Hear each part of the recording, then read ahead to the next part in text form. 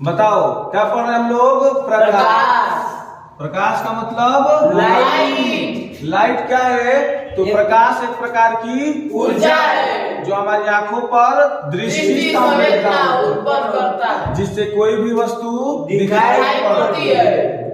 अच्छा एक बात बताओ, मैं तुमसे बताया कि हमको कोई भी वस्तु तभी दिखाई पड़ती है जब वहां से प्रकाश हमारी आंखों पर पड़ती है। जैसे मान लो ये हम लोगों को सूर्य दिखाई पड़ रहा है, तो सूर्य हम लोगों को क्यों दिखाई पड़ा है? सूर्य से निकला हुआ प्रकाश कहां पर पहुंच रहा है? हमारी आंखों पर, तभी हम लोग को सूर्य दिखाई पड़ता है। ये चंद्रमा हम लोग को दिखाई पड़ रहा है, तो क्यों दिखाई पड़ रहा है? चंद्रमा से निकला हुआ प्रकाश हमारी आंखों पर पड़ रहा है। ये कुर्सी दिखाई पड़ रही है, हम लोग को चेयर दिखाई पड़ रहा है मान लो, तो ऐसा क्यों होता है? चेयर से निकला हुआ प्रकाश कहां पर पड़ता है? हमारी आंखों पर। मतलब कि कोई भी वस्तु हमें तभी दिखाई पड़ती है जब वहां से निकला हुआ प्रकाश हमारी आंखों पर पड़ता है।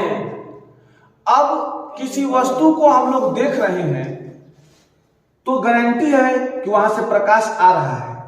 वह प्रकाश उस वस्तु का स्वयं का है कि दूसरी वस्तु का है, इस बात के आधार पर वस्तुएं कितनी प्रकार की होती हैं? दो प्रकार की, प्रदीप्त वस्तुएं और अप्रदीप्त वस्तुएं। यहीं पर देखो, हम लोग सूर्य को देख रहे हैं तो सूर्य से प्रकाश जो हमारी आंखों पर आ रहा है, यह प्रकाश की किरणें स्वयं सूर्य से आ रही है, कोई और दे रहा है? सूर्य से आ रही है। तो वे वस्तुएं जिनके पास स्वयं का प्रकाश होता है या फिर स्वयं प्रकाश उत्पन्न करती हैं, ऐसी वस्तुओं को क्या बोलते हैं? प्रदीप्त वस्तुएं। क्या बोलते हैं? प्रदीप्त वस्तुएं। प्रदीप्त वस्तुएं। अच्छा, प्रदीप्त वस्तुओं को हम लोग इंग्लिश में क्या कहते हैं? Luminous object. क्या बोलते हैं? Luminous object. Luminous object. बताओ, ये जो चंद्रमा से हमारी आंखों पर प्रकाश आ रहा है, चंद्रमा का स्वयं का है कि किसी दूसरी दीप्त वस्तु का है? किसी दूसरे दीप्त वस्तु का।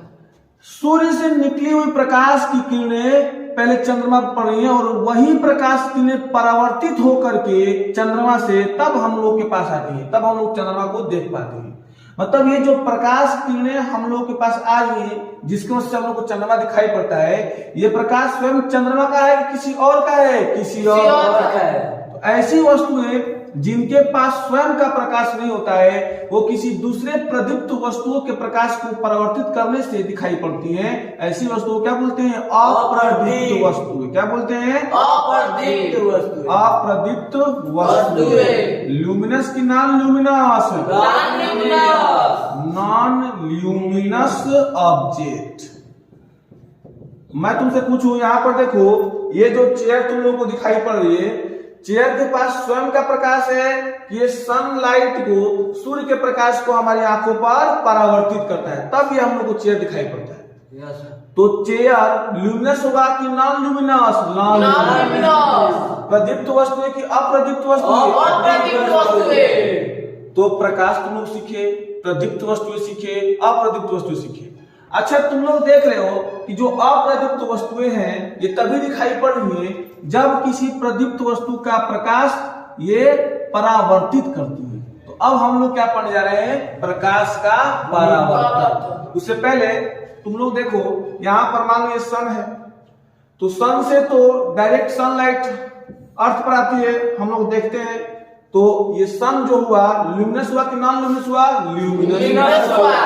लेकिन इसी सन से निकली हुई प्रकाश किरणें पहले कहां पर जाती है? मून पर, चंद्रमा पर, और फिर वहां पर चंद्रमा से टकराने के बाद से हम लोगों के पास आती है। तो मून से जो लाइट आ रही है वो स्वयं मून की है कि सन की है? सन की है। तो मून ल्यूमिनस की non luminous? Non luminous. Sun क्या हो गया? ल्यूमिनस।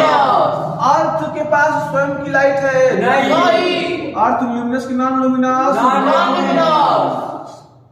क्या तुम लोग ल्यूमिनस ऑब्जेक्ट का और एग्जांपल बता सकते हो? यस।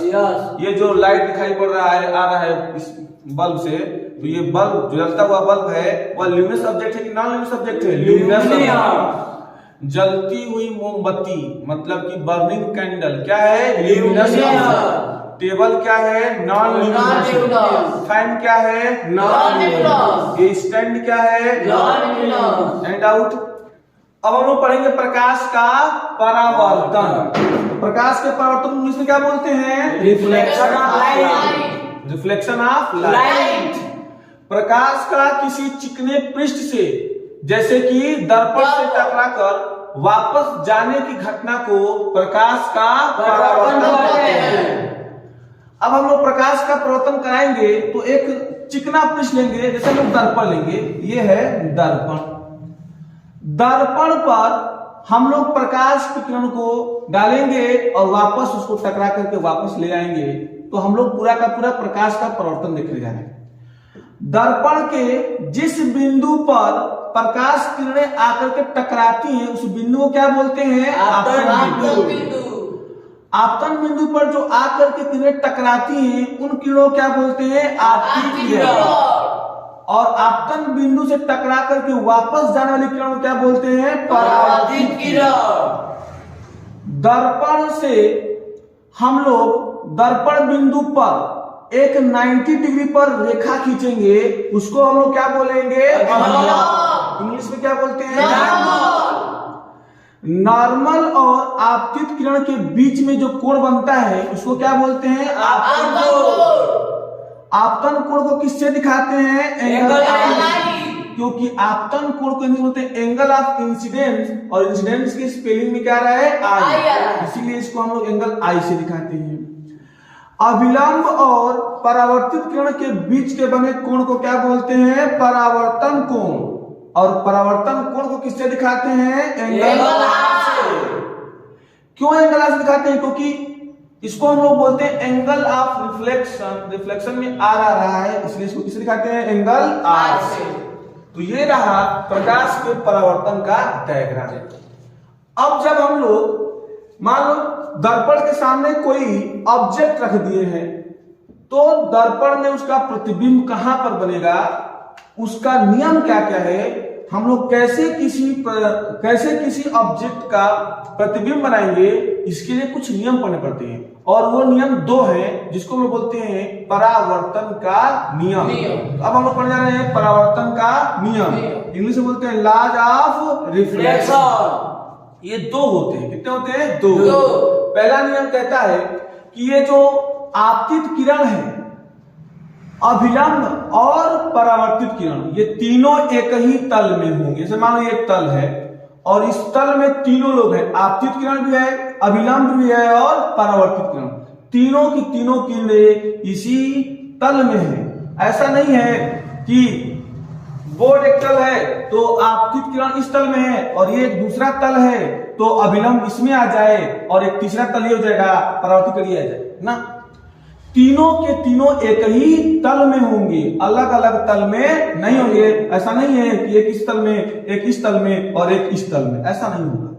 तो यही है परावर्तन का पहला नियम कि आपतित किरण, अभिलंब और परावर्तित किरण तीनों एक ही तल में स्थित होती हैं। देखो लिखा है आपतित किरण, परावर्तित किरण और अभिलंब तीनों एक ही तल में स्थित होते हैं। दूसरा, जो एंगल आई दिखाई पड़ा है तुम लोगों को, जिसको हम लोग बोलते हैं आपतन कोण, और जो एंगल आर दिखाई पड़ा है जिसको बोलते हैं परावर्तन कोण, ये दोनों बराबर होने चाहिए कि अलग होना चाहिए? बराबर होना चाहिए। यस। तो दूसरा नियम, angle i is equal to angle r. आपतन कोण और परावर्तन कोण बराबर होता है। ठीक है।